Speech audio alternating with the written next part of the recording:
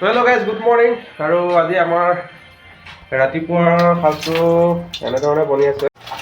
এইফালে আছে কণী পোচ, এই বোলে পোচে খাই ভাল পায় বোলে, মানে পোচ বনাই আছে। আকৌ এইফালে এয়া কণী বইল, আলু বইল, তাৰপিছত জলকীয়া পিঁয়াজ কাটি লোৱা আছে, বিলাহীও আছে, বনোৱা হ'ব এনেকৈ। আৰু এও এইফালে পোচ বনাই আছে।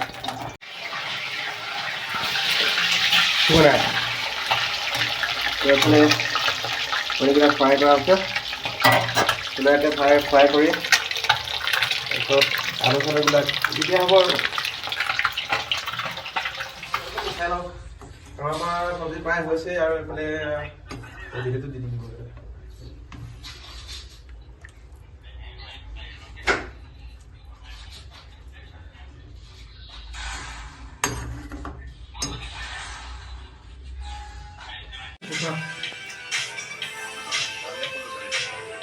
নহয় মই বাথৰুমত গৈছিলোঁ।